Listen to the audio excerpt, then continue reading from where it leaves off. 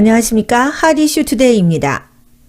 더불어민주당과 정부 청와대가 20일 개방직 국가수사본부 신설 추진 등의 내용이 담긴 경찰 개혁 방안을 발표했습니다.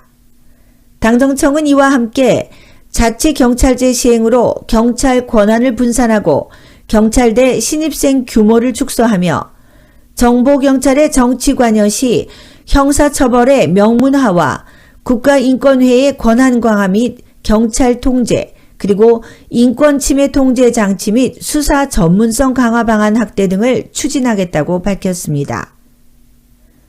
더불어민주당의 조정식 정책위 의장은 이날 당정청 협의 결과 브리핑을 통해 일반 경찰의 수사관여 통제와 자치경찰제의 조속한 시행을 통해 경찰 권한을 분산하겠다며 당정청은 관서장의 부당한 사건 개입을 차단하기 위해 개방직 국가수사본부 신설을 추진키로 했다고 말했습니다.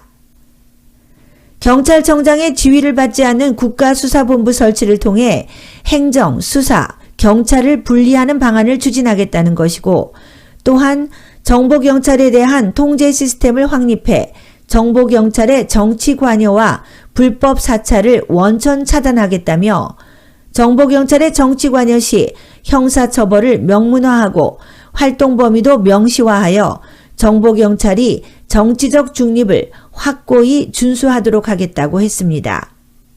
그러나 국수본이 설치될 경우 생길 수 있는 다양한 문제들이 제기되고 있습니다. 예컨대 친정권 성향 수사본부장 임명 시 편파 수사 가능성이 있으며 정보활동의 성격상 합법 또는 불법 정보활동의 경계선이 모호할 뿐 아니라 청와대에서 정보 수집 요구 시 방어막이 없다는 것입니다. 또한 지자체 재정 자립도에 따른 치안 서비스 불균형은 물론 파출소 수준에서의 유명무실한 자치경찰이 될 가능성이 높다는 문제점 등도 제기되고 있습니다. 게다가 현 정부는 좌파무죄, 우파유죄라는 유행어가 생길 정도로 이미 사법부를 장악했다는 평가를 받고 있는데 여기에 국가수사본부까지 장악을 하면 그야말로 북계의 김씨 3대 세습체제를 방불케 하는 완전한 공권력 장악이 이루어지게 될 우려도 간과할 수 없습니다.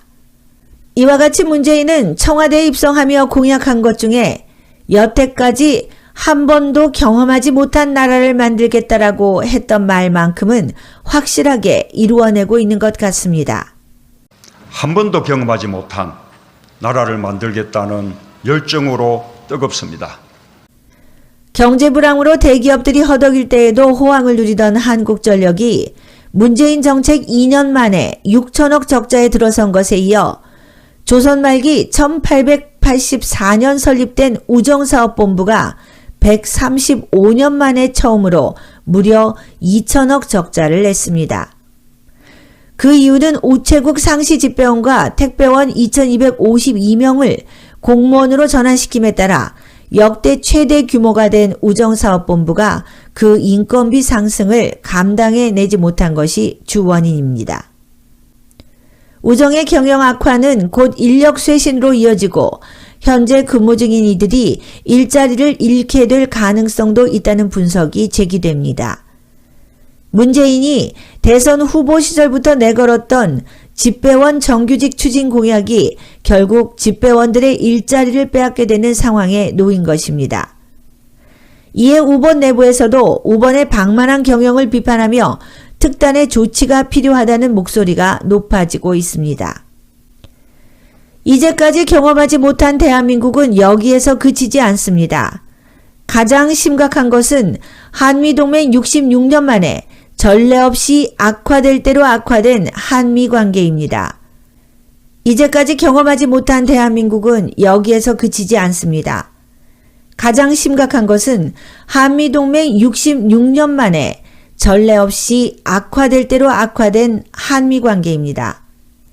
문재인이 군 통수권자가 되면서 한미연합군은 흔들리기 시작했습니다.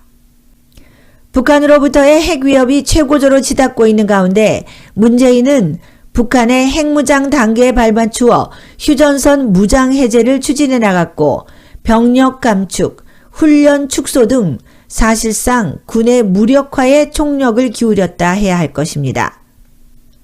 따라서 미국은 세계에서 가장 큰 규모의 주둔기지인 평택기지까지 있는 한국을 패싱하고 일본과의 안보 동맹을 돈독히 하여 북핵 위협에 대응하는 것으로 보여집니다. 문재인의 종북 행각이 노골화되기 시작한 2018년 2월 평창 올림픽 이후 미국은 미일 동맹을 공고히 하며 병력을 배치해 왔습니다. 주일미군은 지난해 10월부터 도쿄도 요코타 기지에 수직 이착륙기 CV-22 오스프리 5기를 배치해 운영하고 있습니다. 오스프리가 일본 본토에 배치된 것은 이번이 처음으로 일부 단체가 이에 대해 항의 시위를 벌이기도 했지만 미일 양국은 유사시 주로 특수부대를 가동할 때 사용하는 오스프리가 일본 본토에도 필수적이라는 판단에 따라 오스프리 배치를 더 늘려간다는 방침입니다. 또한 주일미군은 2024년까지 요코타 기지에 배치되는 오스프리를 2배로 확대할 계획이라고 합니다. 이에 더 나아가 트럼프 대통령은 지난 1월 미사일 방어 계획 MDR을 발표하면서 북한과 중국, 러시아의 ICBM 위협을 지적하며 미사일 방어 강화 방침을 밝혔습니다. 그 후 미일 양국은 미 본토 방위 레이더 HDR로 불리는 신형 레이더를 일본에 배치하는 방안도 논의 중입니다. 이 방안은 적국이 미 본토와 하와이, 미국령 괌으로 향하는 ICBM을 쏘았을 때 이를 발사 지점 근처에서부터 추적하는 것을 상정하고 있는 것입니다. 미일 양국은 2023년 하와이에서 HDR 운용을 시작하고 일본에는 2025년까지 HDR을 배치하는 것을 협의 중에 있다고 합니다. 이제 미일 동맹은 아베 총리가 제안하고 트럼프 대통령이 브랜드화한 인도 태평양 전략의 핵심 축으로 자리 잡고 있습니다. 미일 동맹은 인도 태평양 전략을 앞에 내세워 활동 범위를 서쪽으로 지속적으로 확장하고 있으며 이달 들어서는 중국이 영해화하려는 남중국해에서 처음으로 인도, 필리핀과 함께 4개국 합동훈련을 벌이기도 하였습니다. 지난 5월 18일 문재인은 5.18을 다르게 보는 건 독재자의 후회라고 말하였습니다. 사람을 위한, 사람이 중심이 되는 민주주의, 즉 인민민주주의를 목표로 질주하고 있는 문재인은 경험해보지 못한 진정한 애민심과 애국심을 바탕으로 한 통치가 그에게는 그저 독재자로 느껴졌을 것입니다.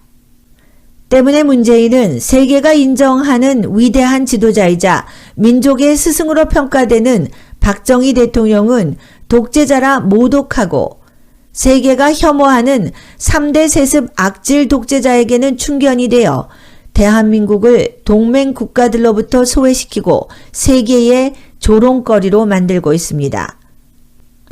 이런 문재인에게 진짜 독재자 후예에게는 아무 말 못하고 그의 대변인 짓을 한다고 조롱한 황교안 자유한국당 대표.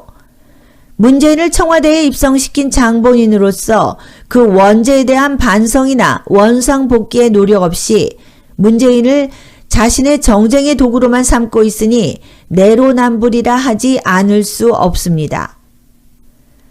황교안이 진정 문재인이 청와대에 있을 자격이 없는 자라고 천명하려거든 오직 그 원인 제거, 즉 태블릿 PC 조작으로 감행한 기획 탄핵의 진실을 밝히는 것과 박근혜 대통령의 청와대 복귀에 총력을 기울여야 할 것입니다. 지금까지 핫이슈 투데이 김경혜였습니다. 시청해 주셔서 감사합니다.